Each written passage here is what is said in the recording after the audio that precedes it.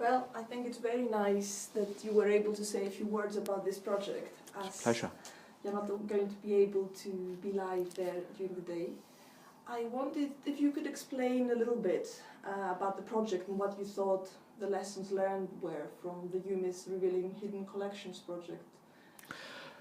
The whole project emerged from a recognition, as the title of the project suggests, that the university collections across all of the various institutions in Scotland, from the largest, which is the Hunterian, to some of the very smallest, were underutilised and inaccessible in every shape and form.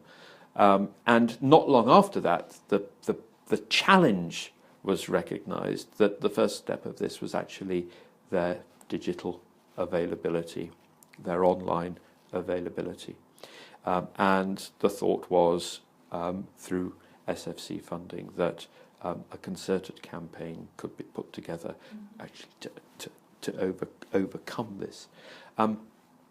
The challenge was that the various institutions self-evidently had their collections documentation at a whole host of different levels, and according to the scale of the institution, presenting something at the end of the project in a very compact time period was going to be quite a challenge, because some places with quite small collections could provide some very detailed information quite easily, others wouldn't be able to do that. Overall, however, it's important to remember that it was at a collections level description that the initial project was really aiming to achieve something, because it was recognised that, particularly with some of the large collections, Aberdeen and Glasgow in particular, that anything else would be almost unmanageable. Looking back now, were there any things that you think if you were to do this again, you would go about differently perhaps today? Well, as you know, the really curious thing about the whole project overall is that the final outcome and the outputs were very different from where we started. You can argue that we might have set about a number of things differently, but the question would then have arisen, would we have got to the point that we did arrive at the end in terms of the online availability of these collections? It had to be tailored across a whole range, as I say, of scales, not only of collection, but of institutions, a whole range of scale of institutional collections management or collections documentation systems. So it had to be a project that could adapt to any number of these individual situations. And in a sense, one of the critical things about it was that it was a model of institutions in Scotland working very collaboratively to produce something which was far greater than the sum of its parts. So to go back to your question, would we have done anything differently?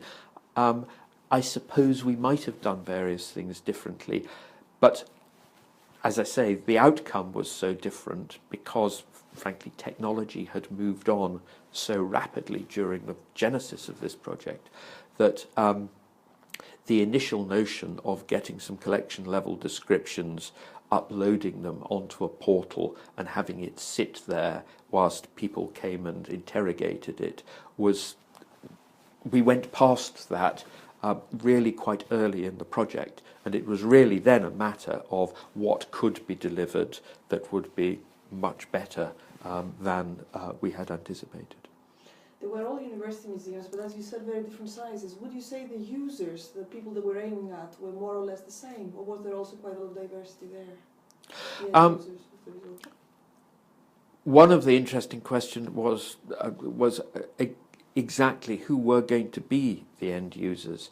And again, the shift in emphasis in the project was dramatic because of the change of the nature of the delivery and what the portal and what the other harvesting mechanisms would be.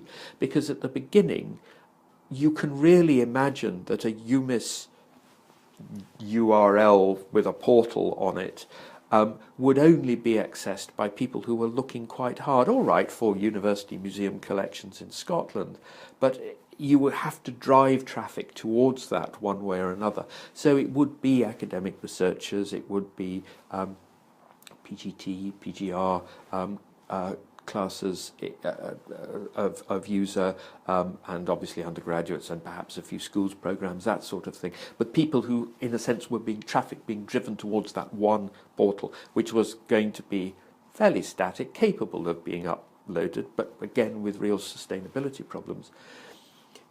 As it emerged quite rapidly that if we got it right, the data that we were preparing and developing would be harvestable. Instantaneously, you've completely changed the nature of the people that you are going to be expecting to use the information that you've created. Would you say that the lessons from that project, the Hunterian was able to apply to another type of collaboration, the one with the Kelvin Hall now, and what we're trying to do with the portal there? That, I think, is a slightly more difficult question to answer. I think what we did learn is that different users with different sets of data can work very effectively together. If I'm being really honest about it, I suppose my question as a non-specialist in this field is, what are portals for at this point? And I'm sorry to be asking that, but I do have to ask it, because I am not sure what a portal is for, because instantly you are creating a situation where people have to approach the portal before they start seeking the information, the data about the objects themselves. And to my mind, it's far more likely that they're going to be coming from the angle of seeking information about the objects, and the portal is just a means to an end. So we may have to edit this one, by the way. No, I think it's because nice to finish with a question. I think the second part of the workshop will be full of questions. What are the kind of questions we should be asking before embarking on some of these projects? I think I think it is a real challenge in my mind as to that.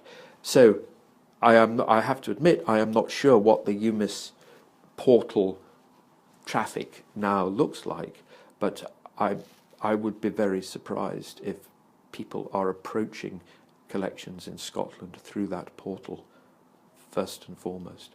My suspicion is that the objectives of the project were far more than exceeded by what we achieved. At the end, it took longer, far more effectively delivered than we might have imagined. But ironically, the portal itself was left in something of a cul-de-sac whilst we were achieving that. So it's interesting, even though technology might not work anymore because it was superseded, the fact that people got together and worked on common goals was actually probably more important at the end of the day. There was that, and there was also the need to question internally within each organisation what systems you were using, what approaches you were taking to your data, and how you were going to manage that.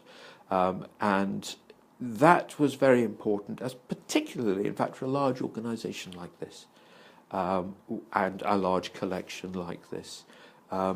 We had to think very carefully about how we were going to create some of those collections level descriptions, and how they were going to overcome some of the documentation challenges that we were facing because of the scale, and that we had to deliver those within again a compact time period in order for the project to work. And you need concerted campaigns in order really to meet those challenges.